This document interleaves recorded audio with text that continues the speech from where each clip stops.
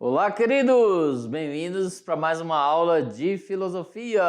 Eu sou o professor Hélio, estou aqui nesse momento junto, quer dizer, com os professores presenciais aí de Chupinguaia, Candeias de Jamari, que mais?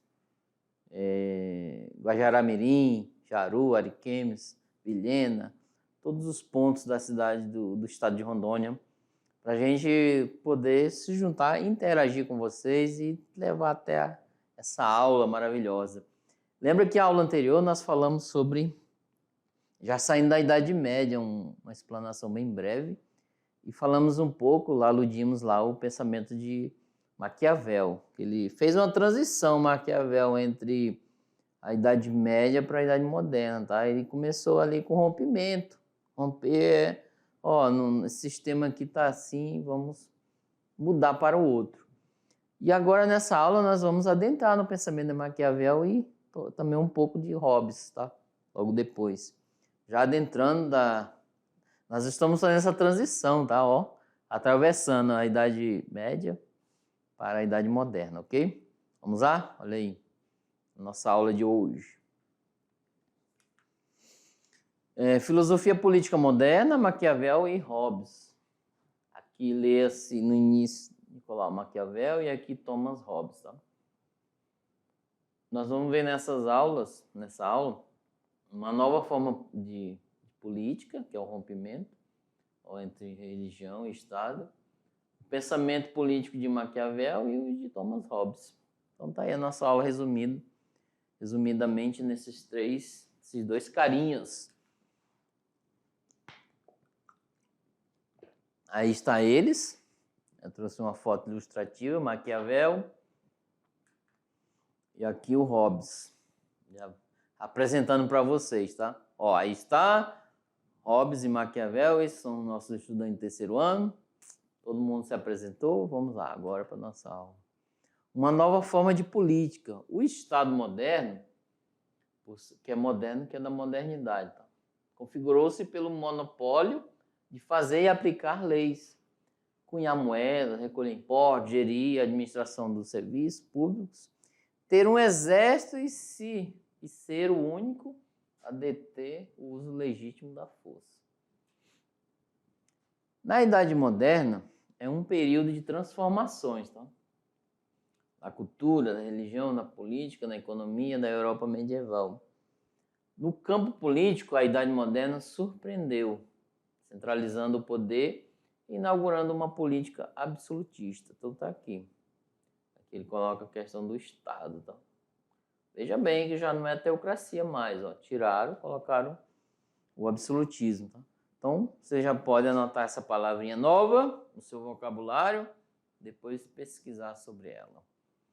São atividades que eu coloco já ao longo da caminhada da aula, ok? Nessa perspectiva, o poder era voltado somente aos reis e ao Estado, neutralizando o quê? A participação dos cidadãos nas decisões políticas. A nobreza ela detinha privilégios econômicos, jurídicos e sociais, sobrando ao povo o quê? Impostos e retaliações. Então, assim, tudo era culpa do povo.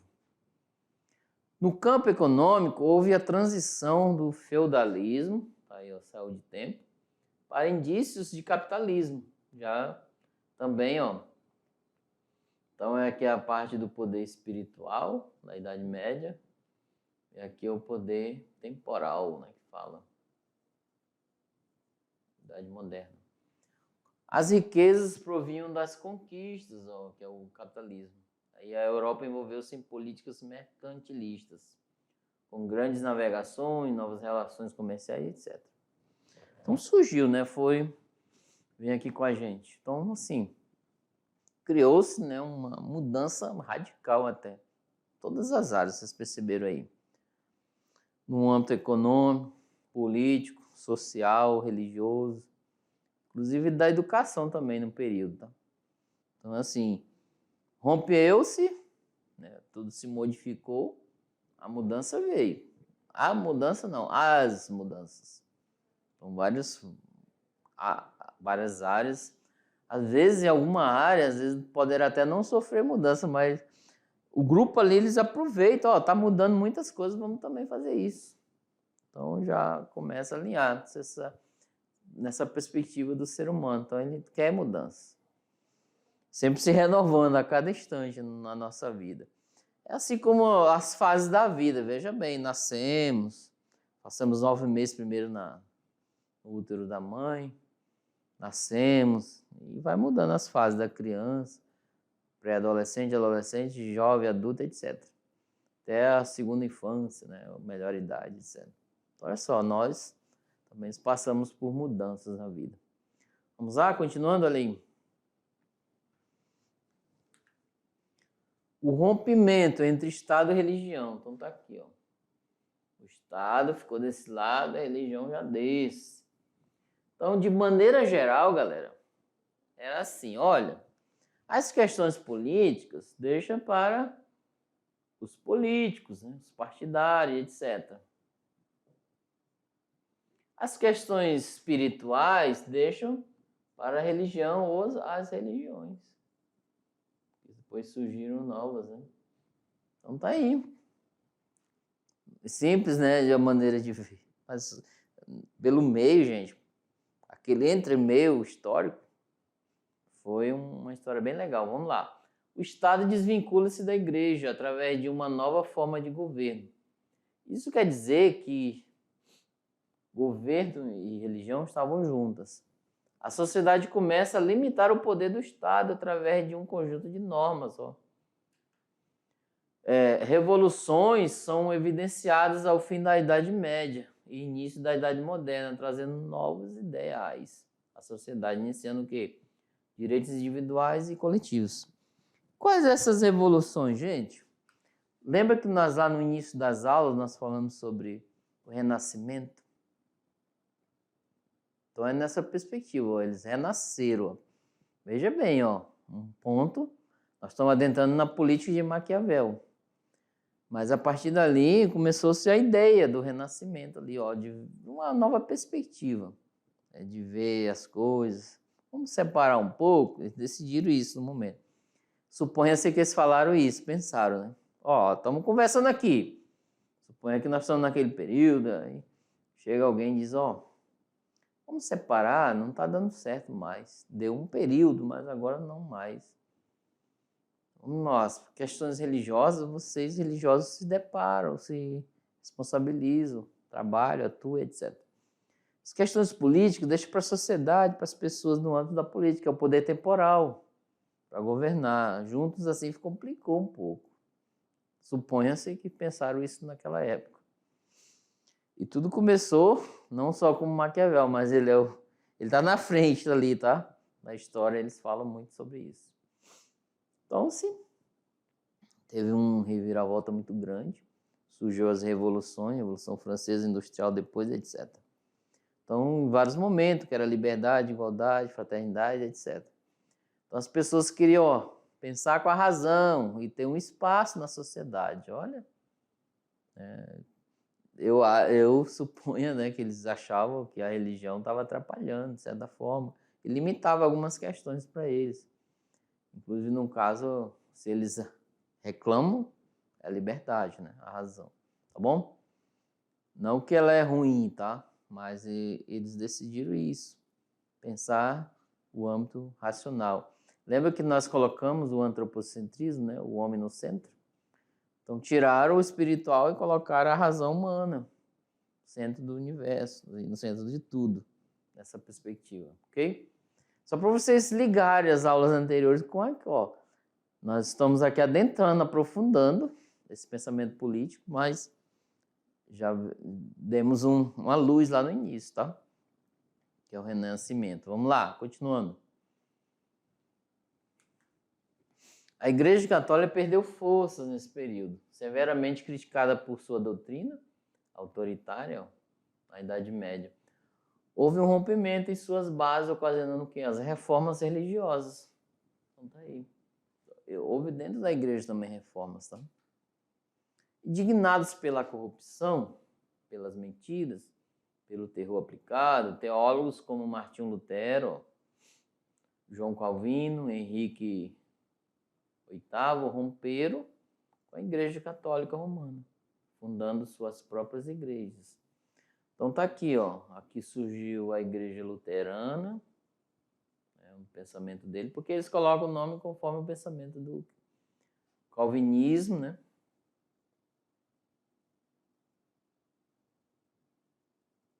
Inclusive eles eram padres, tá? Monges. E aqui o anglicano, parece, salvo engano. Precisa confirmar, ok? Então tá aí, ó. Também houve reformas na igreja nesse período. Balançou um todo, certo? Em termos políticos, devemos ressaltar que absolutismo era uma forma de governo estabelecida. Nele, as palavras do rei valiam enquanto lei. Sua vontade e desejo eram uma ordem. Um exemplo, gente, dentro de casa, ó. Dentro de casa, as famílias, o pai, né, lembra que nós falamos em aulas anteriores, o pai, ele tem o domínio da lei dentro de casa. De maneira geral, supostamente não como regra que eu estou colocando, mas as mães ditavam as questões afetivas, né, para os filhos e as filhas, etc. Os pais ditavam a regra. Então, era nessa perspectiva. Isso, enquanto sociedade, veio para o meio como um todo. Vamos levar isso para frente. Supostamente colocaram essa ideia, ok? Voltando aí. Essa forma de dominação era fundamentada pelas teorias predestinação divina, ou seja, que apontavam o rei como um eleito de Deus, textos laicos, como de Nicolau Maquiavel, autor de O Príncipe. Então tá aí. Eles separaram, né, mas de certa forma usavam algumas teorias, porque tinha que ter fundamento, ok? Tudo que você vai falar, gente, ó, outra questão lá do terceirão, tudo que você vai fazer, agir, que envolve outras pessoas, tem que ter um fundamento. Você tem que chegar, ó, eu estou com esse projeto, e está escrito assim, o desenvolvimento dos objetivos dele é esse, e vai ser bom, tem perspectiva, então é fundamentado, tá? Não vai construir, como tem na Bíblia lá, construir o seu fundamento, a sua casa onde tem areia, porque ali ensina aquele versículo lá na Bíblia, que se eu construir algo, principalmente a casa, a sua vida numa areia, vai se manchar. Então tem que ter um fundamento alicerçado na pedra, num lugar firme, para eu pôr o pé e dizer, olha, o meu projeto vai dar certo, a minha ideia, a forma de governo é essa, vai melhorar para vocês, ok? Voltando. Olha lá.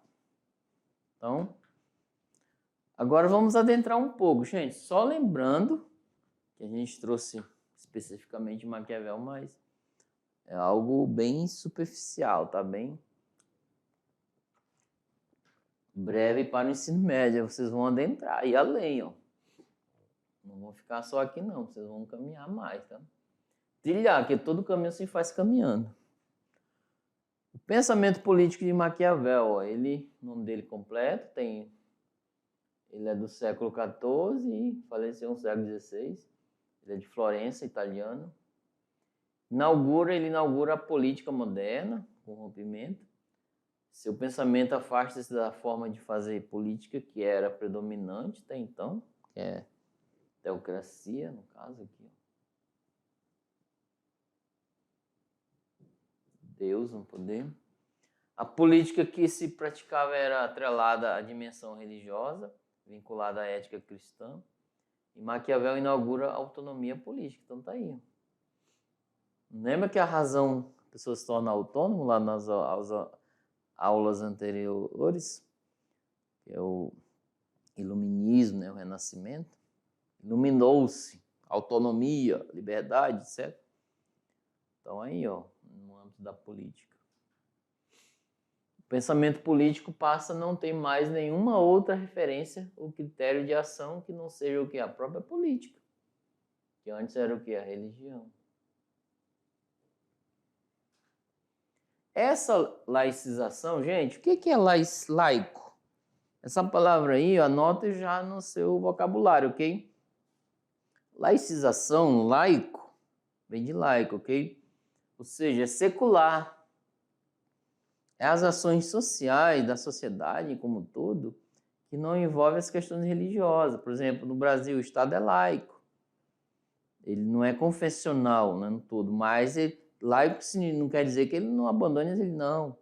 Tem, às vezes, um presidente que confessa que ele é da religião tal, etc.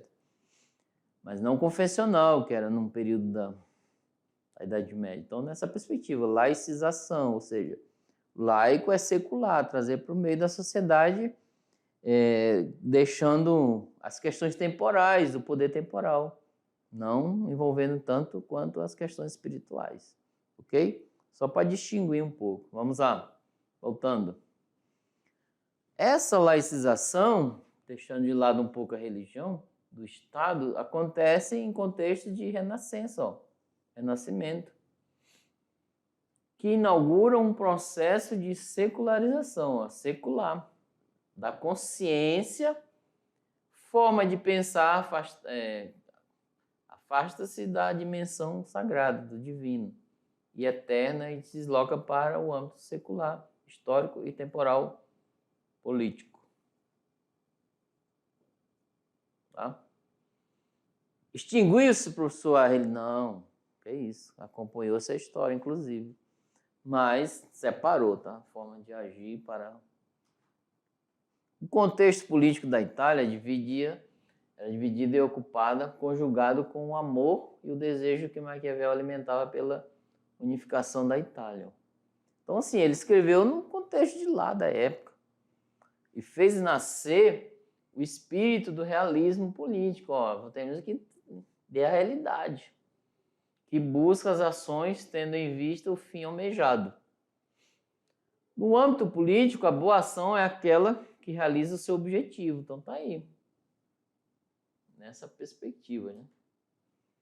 Nas obras O Príncipe, ó, quem gostar de ler, eu posso disponibilizar. A mais conhecida e comentários sobre a primeira década de Tito Livio, né, outra obra, ele desenvolve suas ideias republicanas. Então tá aí. Maquiavel já, vamos dizer que o pensamento dele é republicano, então trouxe essa ideia. Olha, olha só que ele era um cara muito, nessa perspectiva, ele era religioso, né, no âmbito da Igreja Católica. Era um padre, um monge, que eles falam. Mas nada impediu que ele pensasse como um todo. Ó, vamos separar os poderes, espiritual de um lado, temporal do outro, e visando as questões sociais das pessoas, o bem comum, dessa perspectiva. E ele pregou as ideias republicanas dele. Vamos lá? Olha aí. Com isso, o que é república? Do latim, né? Res, coisa, portanto, coisa pública. Então tá aí, res pública. Coisa para o meio público. Republicano é o governo que expressa a vontade popular, que está voltado para o bem comum. Ó. Lembra lá dos gregos antigos? Então tá aí, o bem comum.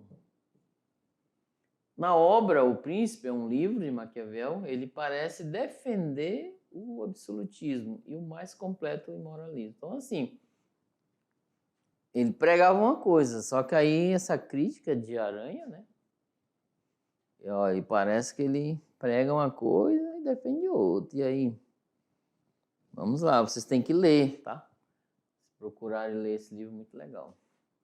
Assim é necessário a um príncipe, olha só o que diz Maquiavel, para se manter, que aprenda a poder ser mal, que se valha ou deixe de valer-se disso segundo a necessidade. Eu, no meu ver, olha só, na minha percepção, Nesse livro aí, Maquiavel às vezes ensina algumas coisas e supostamente poderíamos entender que é dureza, que é duro para a sociedade.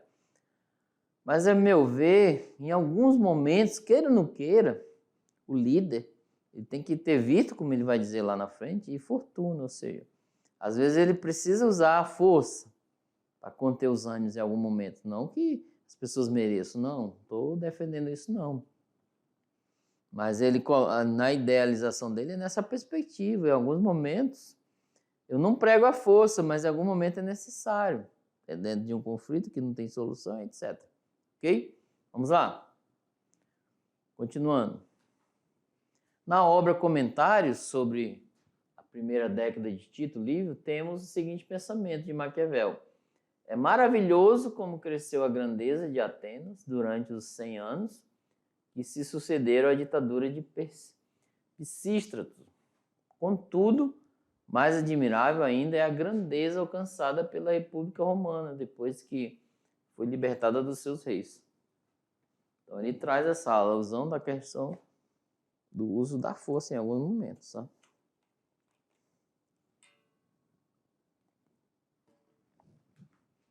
Na primeira obra, a ação do príncipe visa o que? A conquista do poder e mantê-lo a qualquer custo. Na segunda, alcançada a estabilidade, seria possível e desejável a instalação do governo republicano. Então tá aí. Primeiro essa conquista, depois estabelecer o regime. É o pensamento de Maquiavel. Agora vamos entender um pouco, de maneira breve, o que significa virtude e fortuna, tá? Dentro do âmbito do pensamento dele. Para descrever a ação do príncipe, Maquiavel usa as expressões italianas virtude e fortuna. O virtu significa virtude, no sentido grego de força, de valor, de qualidade. Lutador, guerreiro, viril. Príncipes de virtu são governantes especiais, capazes de realizar grandes obras e provocar mudanças na história. Então tá aqui, aí o virtu tem a ver com a atitude, tá? O ser, como deve ser. Agora, não se trata do príncipe virtuoso, segundo os preceitos da moral cristã, mas daquele que tem a capacidade de perceber o jogo de forças da política para agir com energia, a fim de conquistar e manter o poder. Então tá aí, gente. O príncipe, o governante é nessa perspectiva, ele tem que ter a capacidade de avaliar o contexto que está ali, como todo. E agir, ele tem que agir de imediato, não deixar. Às vezes a gente, nossa atualidade, a gente vê algumas demandas, algumas situações que ocorrem, conflitos, greves, que mais? Às vezes um desastre natural. Então o príncipe, que é, no caso Maquiavel coloca, diante de uma situação ele deve agir rápido, tomar decisões, porque hoje atualmente está em volta de muitos assessores, muitas cabeças pensantes, inteligentes. Então toma uma decisão adequada. Aconselho, ele recebe conselhos, né? E vai tomar as decisões ou não. Então é nessa perspectiva que ele coloca. O virtus tem a ver com o agir dele. A capacidade, tem que ter o ser de coragem. Não tem o símbolo do leão, o símbolo do tigre, o ser de coragem, o símbolo da águia, muitos colocam aí, faz essa analogia com o ser humano, com a atitude dele, né? Como um ser de coragem tomar decisões adequadas, ou seja, uma pessoa ter iniciativas, tá? Nessa perspectiva, ter iniciativa para o bem-estar, não só de você, mas de todo, ok? Vamos lá, continuando. Fortuna, em sentido comum, significa o acúmulo de bens, então tá aqui. Riqueza. Sua origem é a deusa romana Fortuna, que representa a abundância, mas também é aquela que move a roda, ou a roda da sorte. Fortuna significa ocasião, acaso, sorte, para agir bem. O príncipe não deve deixar escapar a ocasião oportuna. Então tá aí, olha só. O pensamento de Maquiavel. O virtu é como agir, como ele deve se agir, ágil, coragem, etc. A fortuna é aproveitar a ocasião. Olha, esse é o momento de agir, vamos? Não tem? Você vai na pescaria, olha só. Aí joga a isca. Qual é o momento certo ali, a fortuna? O Virtus é você foi para lá pescar e jogou, colocou a isca, etc. A fortuna é o momento, beliscou, puxa, porque o anzol vai engatar no peixe. Aí a fortuna, aí entra o Virtus, puxa, coragem para puxar o peixe. Imagina aqui na nossa região, o tambaqui e o pirarucu. O pirarucu já é o grande, enorme. Tem que ter o Virtus, né? Coragem para trazer ele para fora e a fortuna no momento certo. Às vezes o pescador sabe o momento certo, olha, e vai naquele local ali, está o peixe. Olha a intuição já dele. Bom, assim o líder, tá? Tem que ser nessa perspectiva. Vamos lá, continuando com o pensamento dele. De nada adiantaria ser virtuoso se o príncipe não soubesse saber usar, tá? Imagine. Mas precavido para aguardar a ocasião propícia, aproveitando o acaso ou a sorte das circunstâncias. Então, assim, você está olha só, vamos trazer essa analogia, esse pensamento para vocês do terceiro ano. Vocês estão para decidir o que fazer, aqueles que vão seguir a faculdade, certo? Então, assim, ó, bota em prática, lê esse livro, Príncipe, Virtus. Tem que ter coragem, vou decidir. E a fortuna, no momento certo. Então, se o momento certo é o Enem, aproveita. A gente traz questões aí que caem no Enem, olha só que interessante, né? Já dei uma dica para vocês. Vamos lá, continuando. A fortuna de pouco serve sem a virtu, pois transformar-se em mero oportunismo. Então, as duas têm que estar ligadas, ok? Maquiavel distingue entre o príncipe de virtu, que é forçado pela necessidade de usar a violência visando ao bem coletivo, e o tirano, que age por capricho ou interesse próprio. Então tá aqui. Aqui tá a diferença, tá? Às vezes ele usa o momento da força, mas para visar o coletivo, né? Às vezes uma paz. Só que tem um tirano, ele coloca a diferença. O tirano é aquele que age por capricho. Vou bater naquele povo ali porque é por capricho meu, etc. Se o príncipe não tiver a virtu, ele transforma o governo absoluto em uma tirania. E Maquiavel quer evitar isso. Então tá aí. Para que não se confunda, certo? Ética e política. A ação política não deve orientar-se por uma hierarquia de valores dada antes, tá? Antecipada. A priori é antes, tá? Eu vou antecipar. A nova ética analisa as ações, tendo em vista as consequências, os resultados que serão alcançados na busca do bem comum. Lembra do ano passado? Olha só. Ano passado nós tivemos aulas sobre... Ano passado que eu falo é o segundo ano, ok? Tivemos aulas sobre ética e moral. Então ali está a questão. Então, ética sempre é a questão do comportamento. Então, Maquiavel vai dizer, olha, não dá para se analisar questões éticas anterior. Ela vai ser analisada após. Então, suponha que... Vamos eleger primeiro para ver o comportamento dele lá no poder. Então, a ética é nessa perspectiva, ok? Analisar o comportamento da pessoa. Para depois tomar decisões, etc. Voltando além. Vamos lá. A nova ética estava centrada nos critérios da avaliação do que é útil à comunidade. Até destacar. Se o que define a moral política é o bem da comunidade, constitui dever do príncipe manter-se no poder a qualquer custo.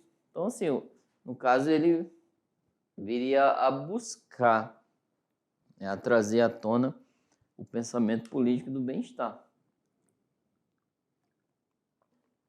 Olha só, Maquiavel, vem aqui comigo, Maquiavel, ele coloca essa questão, olha só o fundamento dele. Lembra que eu falei dos fundamentos? Então eu coloco, ó, se o bem, o final, por isso que entra a questão, os fins justificam os meios, né? O final é o bem comum, é o bem-estar de todos, então eu posso usar a força também para regular, coibir, para que mais? Não por capricho, tá? Senão se tornaria um tirano, mas para o bem comum. Aí entra a frase dele famosa: os fins justificam os meios. Maquiavel não disse isso, mas lá, nesse livro O Príncipe, capítulo 8, lá tem textos, né, de Maquiavel que alude a isso, tá? Indiretamente, eu vou dizer assim. Alude a essa frase.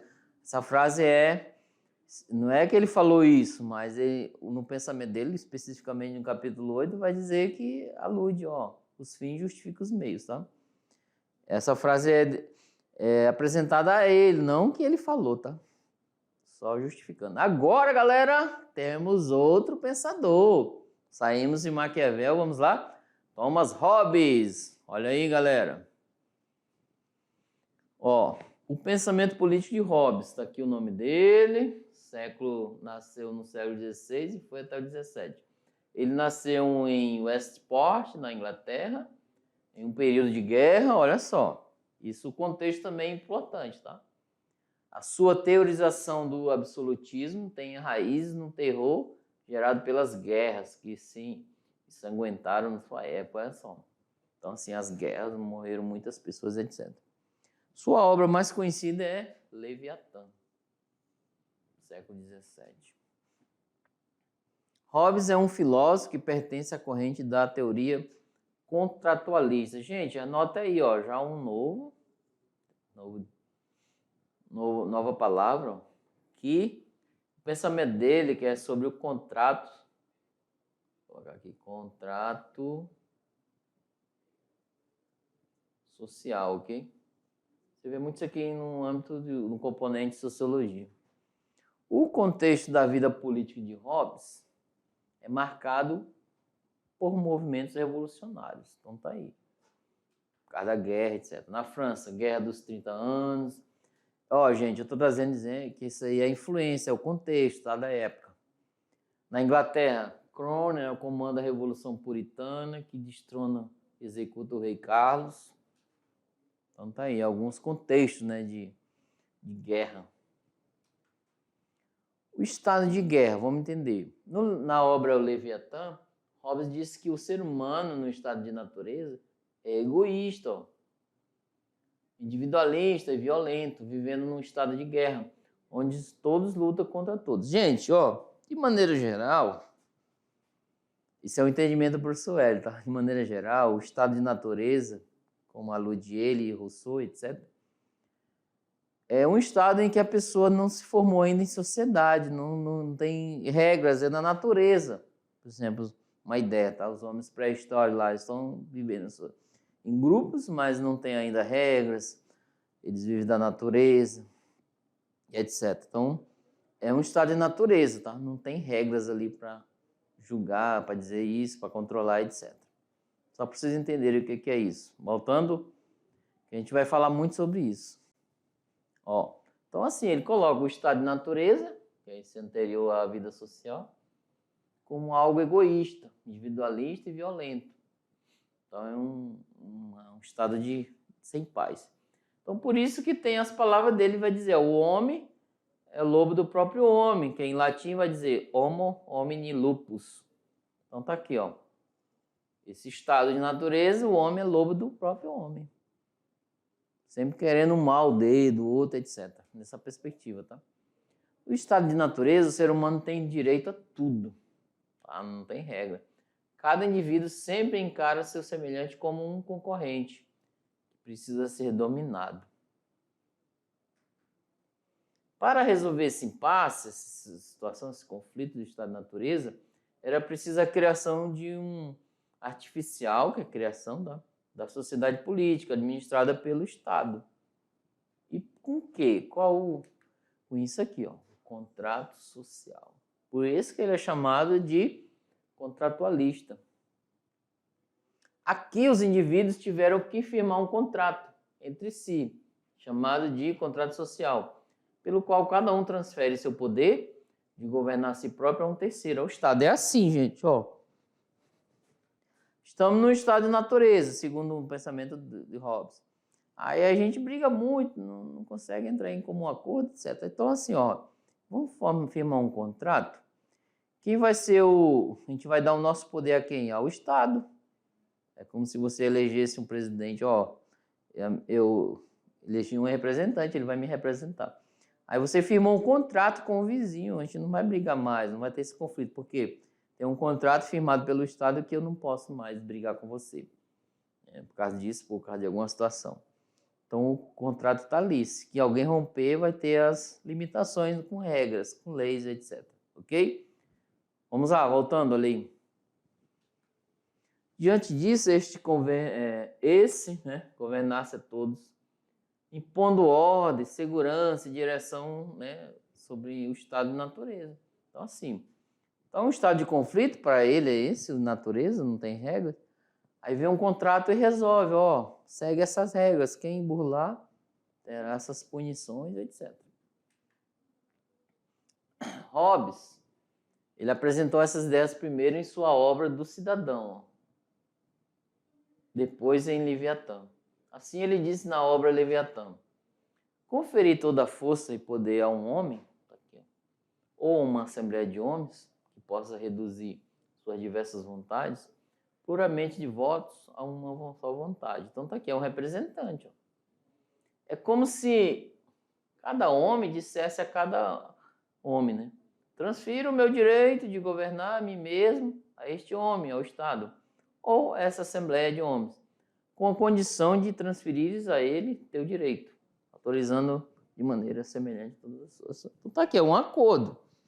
Ó, vou transferir meus direitos de regras ao Estado, que ele vai administrar, mediar os conflitos. Desde que o outro também transfira. Então, estamos sujeitos a um contrato, a umas regras, né, a seguir. Então, é diante dessas perspectivas que temos que vivenciar, né, essas ações, essas buscas. Então, olha, volta lá. As nossas referências que colocamos nas nossas aulas, ao qual vocês podem ir além, buscar mais, tá? Então, voltando aqui. Então, veja bem, iniciou-se o pensamento político moderno com Maquiavel, né? O pensamento dele da Virtus e Fortuna. Então, nessa perspectiva. Aí chegou um contratualista, Thomas Hobbes. Está aí ele apresenta essa questão do contrato. Para ele, o estado de natureza é violento, é mau, é ruim. E o que vai resolver esse problema? Um contrato social.